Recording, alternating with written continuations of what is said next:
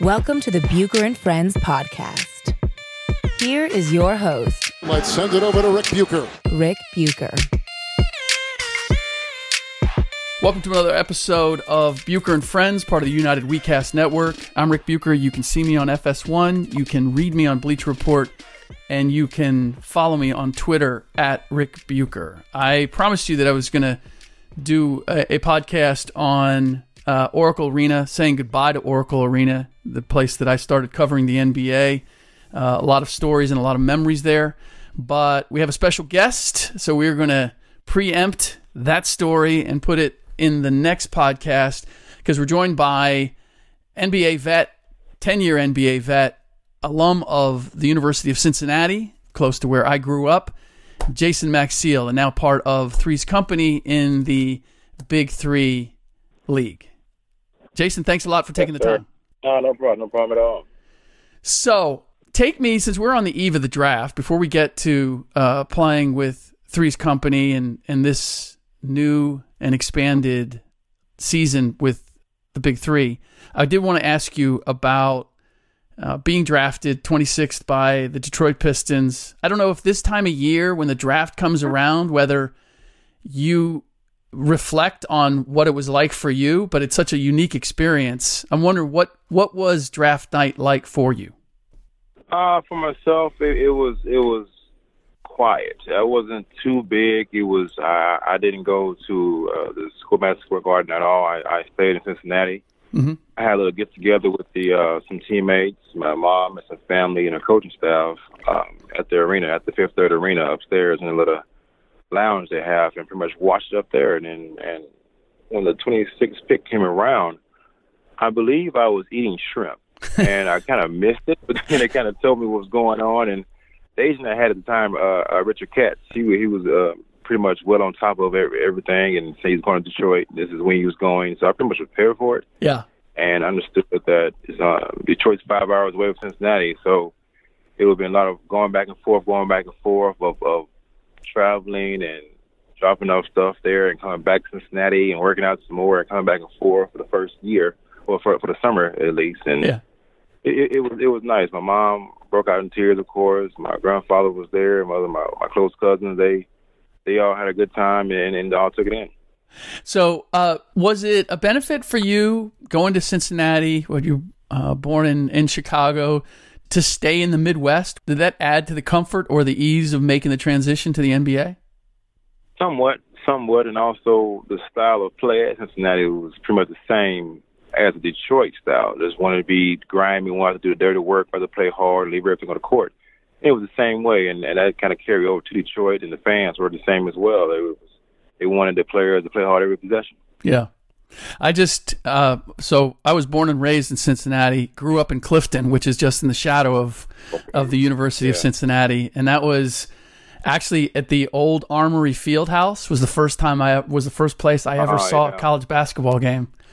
And I fell in love with just the atmosphere. And at that time it was big UC Louisville battles. And that was, that was a special thing. It's good to see the Bearcat tradition. It's gone up and down, but they've been able to maintain something over the years. Yes, they have. And also with the crosstown show with Xavier, those were great games as well. And being sponsored by Skyline Chili, that's one of my favorites I can't forget. And just having that chili and my hot dogs is something I can never get my taste buds to find anywhere else. Dude, I'm right there with you. So what is I was just home visiting my parents and had an inverted five-way. What do you got? What's your go-to there?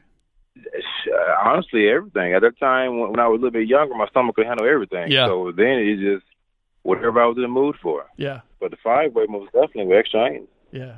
So for those who may not be familiar with Skyline, it's the five-way is just a number of ingredients that you have, and the five-way is beans, onions, cheese, chili. What am I forgetting?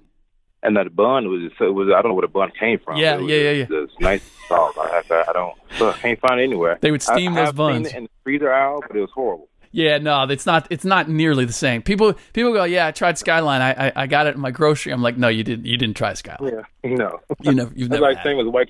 I didn't try White Castle. No. Oh well, yeah. I only had White Castle after a late night. That was the only time I ever had White Castle. You have about 25 or 30 of those bad boys. Yeah, exactly. Yeah. All right. So, I have to ask you about this season and the expanded season. If I'm not mistaken, CBS is going to be broadcasting. It's gotten bigger and better than ever. And this is your how many seasons now is this for you in going on to my second with Big Three? That's right. That's what I thought. And what are you expecting as far as the difference this season? They've lowered the age, if I'm not mistaken. Yes, they did. Unfortunately, they did. It's 20. If they get lower than 27, I'm out of there. I'm not gonna, if you jump around these young kids anymore. I get you. But the Big Three is great. I do love it. It's something that's have the camaraderie of the locker room back, the competition of the older guys that can talk smack and back it up, and having legends Gary Payton, you got Oakley out there, Rick Mahorn as coach, Lisa Leslie. I mean, it's expanding and it's going somewhat almost worldwide, and once it does, it's going to blow up. It's funny. I didn't know how I would take to it, and I wasn't sure how other people, if there would be an audience for it, and there was at the very beginning, there was a little question. Can they keep this rolling? Who's going to broadcast it, etc. But anytime it's on, I find myself captivated by it. Seeing guys that I've obviously covered in the NBA, but then seeing them in a different forum where it reminds me of seeing guys in pickup runs where it's more like that. There's the personality that I think that the NBA has kind of stamped out of guys being able to express when they play.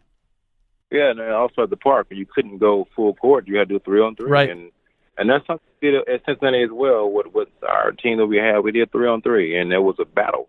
It wasn't just out there because you will get exposed. If you can't guard someone, you will find out. Mm-hmm. That's where it's at right there.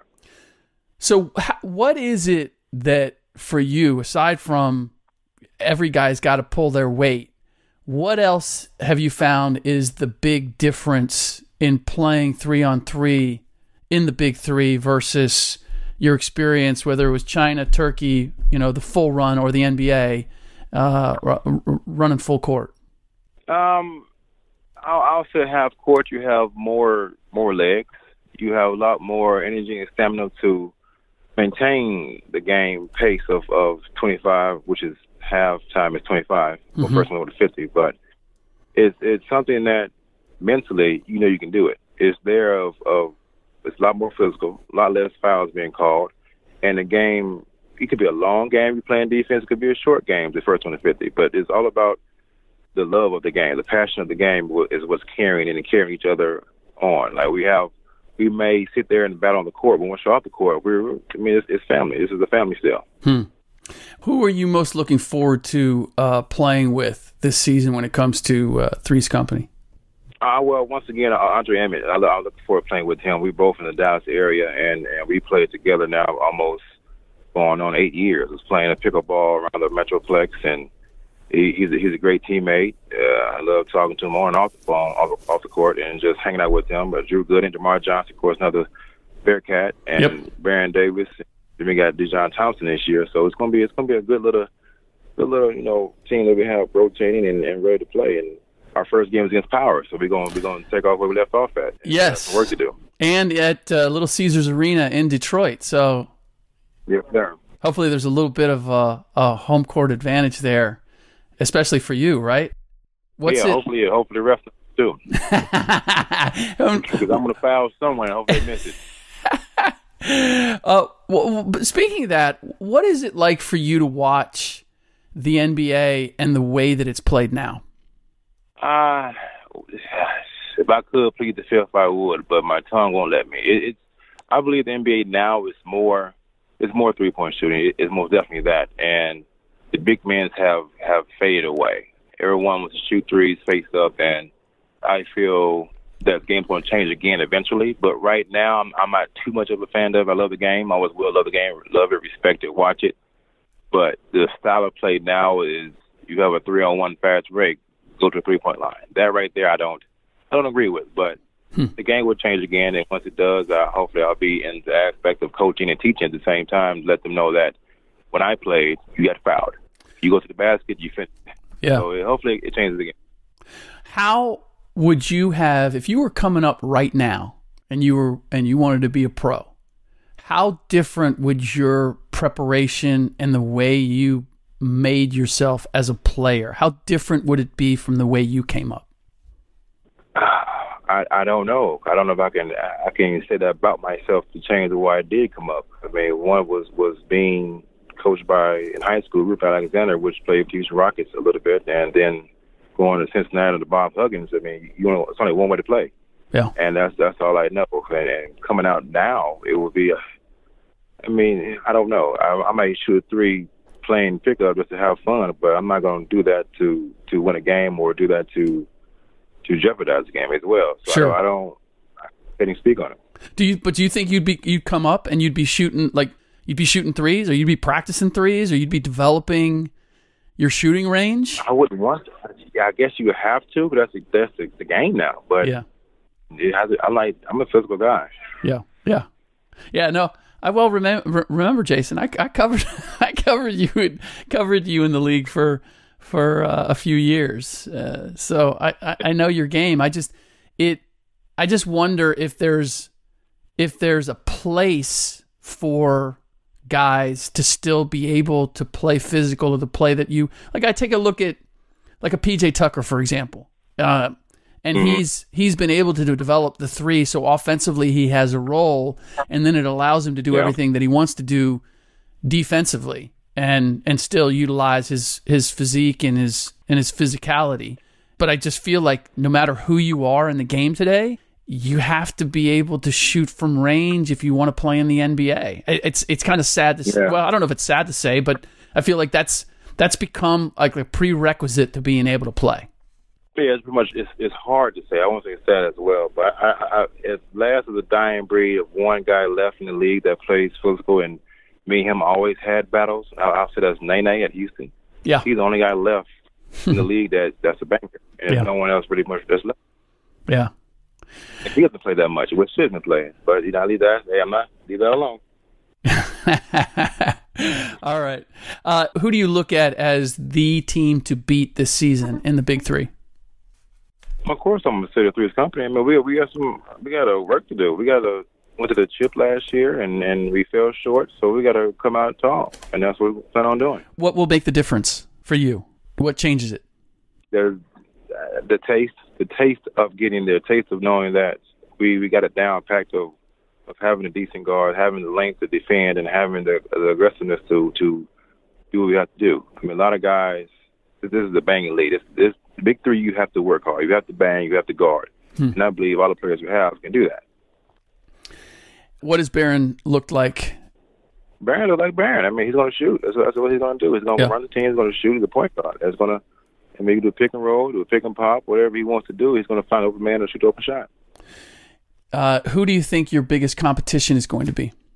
What's the team that you're looking across the way and saying, you know what, they got a squad? I'd say Power once again. I know they picked up Clay's brother. Yeah. And I know that he can shoot as well. Not as good as Clay, but he can shoot as well. So I believe they might be the competition once again. But other than that, everybody else is looking for us, I believe. What else are you expecting that's going to be different this season compared to last season? Is there something that you're expecting is going to be significantly different, or something that you're going to have to make an adjustment to? One thing I would say now would be the 12 teams, and now you have a weekend of teams in different cities, and you really can't watch everyone you want to watch or have a scouting report, anything like that, or knowing that you play them next weekend, so watch them today and see how they do. Yeah, you don't have that disadvantage. That's about it, though. Other than that, it's basketball. So give me a feel for like the prep for you guys in terms of what training camp, if there's a training camp, or how much you guys have been able to play together. How much preparation do you get coming into the season, and what are you able to do during the season? Well, much as you possibly can. I mean, we're somewhat grown athletes here, so they expect us to come into shape into the first game or so. But a month or so before, you try to get together with your team, try to go to everybody's city, or everybody on team city, and work out once a week there or so, or travel to a neutral location in Vegas or Miami or something to work out there and just get a vibe for one another and keep it moving from there. And like I said, it's something that it's professional. The professional league. You come in there in shape and ready to work. And what if for you at this point in your athletic career, what's the greatest challenge for you? The 27 years old. That's the greatest challenge. If you left at 30, it'd been great. Other than that, that's it. But I'm trying to think. I don't remember you having any major injuries. Am I forgetting something? Or no, I'm not gonna wood, but no, I did not. Yeah. So I mean that does help you in that you're not trying to work around something that you had to deal with during your NBA days. Yes, correct. Yes, it is. Yes, it is.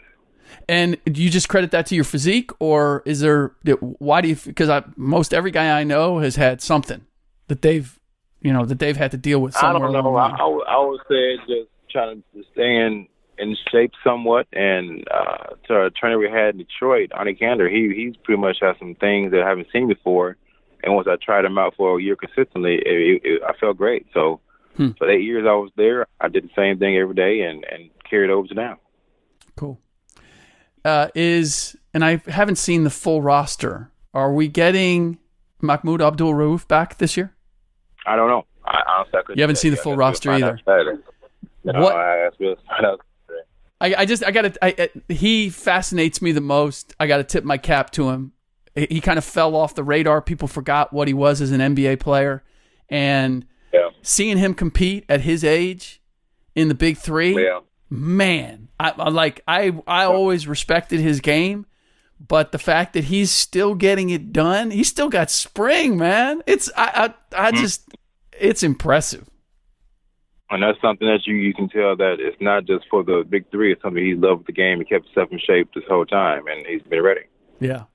What does it mean for guys to have this venue, because this was one, I don't know that there was really a place for guys. Like, if there wasn't the Big Three, what would you be doing basketball-wise, or where would you be playing? Probably overseas. I'll probably take a couple of jobs overseas, perhaps. But at the same time, I'm trying to venture and stick my big toe, I guess, into the coaching world or college coaching and go from there, or NBA scouting. Yeah. I just recently came back from the top 100 NBA camp, and that was something I was really, really into, and I loved it. I got the vibe, and guys, the young kids actually just listened. It was a group of kids that I had, and they were listening, and that's something you don't find often now, of kids listening, and it touched home with me of understanding that the game can change. If you have a group of kids that's willing to listen and be physical or shoot the open shot or guard here and guard there and rotate, then it's possible it can be done, and I feel that coaching might be my next chapter in life. Huh. And would you rather, do you have a preference in terms of NBA coaching, college coaching? Is there a certain level that you... most definitely college coaching. So if I do NBA, it'd be a scouting. But other than that, it would be most definitely college coaching. And why is that? That's really definitive. It's very because of the kids, and they want to learn. They signed to go to attend the university to learn and to get their education. Of course, it's first, but at the same time, being under Bob Huggins taught me a lot, and I know a lot of kids out there aren't taught a lot. So being able to teach the game that I love and also teach them the aspect of life and how basketball can open up other doors, and instead of being just called a basketball player, you can be this, you can be that. So it is being out, thinking outside the walls and outside, just being a positive influence and nothing that's being, of course, I will be an ass on them about the game if they're messing up like us was towards me, but at the same time, I will respect them, hope they respect me as well. Yeah.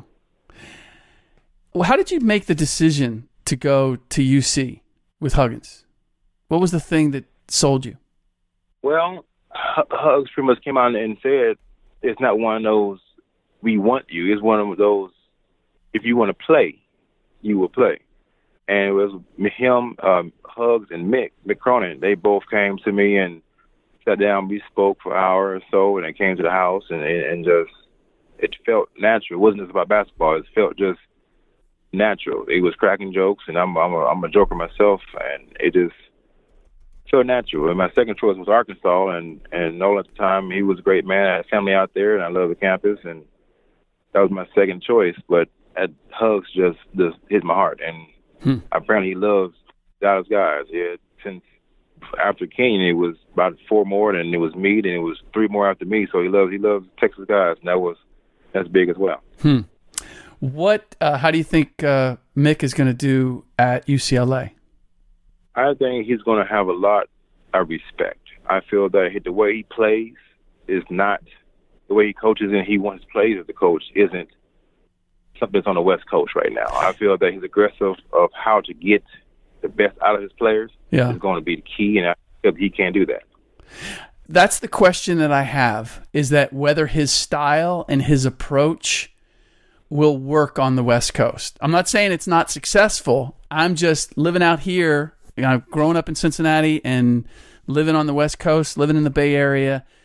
That's my question, whether they're going to be accepting of it. Because as you know, with like UCLA, there's a lot of people that have an investment in the way it's been and the way they envision it. And I wonder if they're going to give him the chance to be the coach that he's always been, and whether that's going to take or not. Well, I mean, I guess the way they did envision it is not the way the past couple of years or Mick wouldn't be there. So I guess looking for a change as well. Yeah, no, that's true. I mean, I guess that's the question. Is like, if he's successful doing it his way, will they be accepting of that?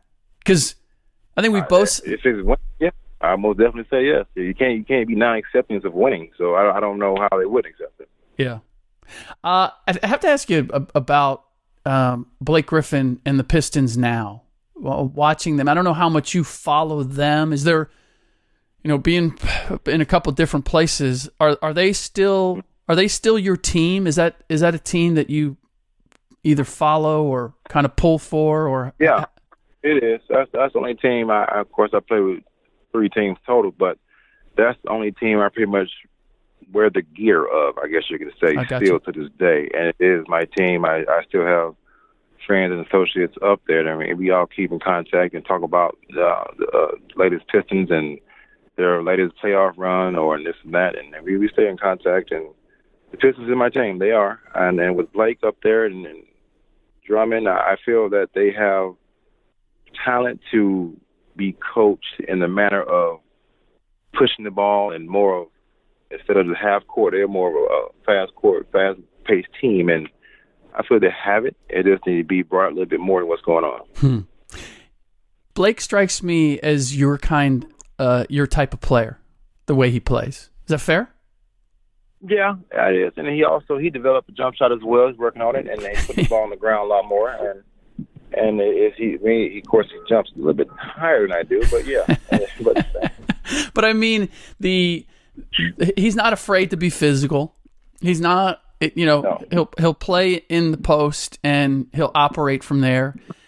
Were you at all surprised that he took to being in Detroit the way he did after being with the Clippers for so many years? Not at all, because he was somewhat that way in college, and it probably brought the best out of him. I mean, he's able to have the neon green light and do what he want to do. So he's comfortable down low. He's comfortable putting the ball on the floor, and he knows defensively he has a shot blocker behind him. So I think he feels a lot more comfortable there. Yeah. No, I asked because when I was up there toward the end of the season, I went up and spent about a week with him, and because he just seemed to enjoy everything that he was able to take advantage of in LA, being in LA.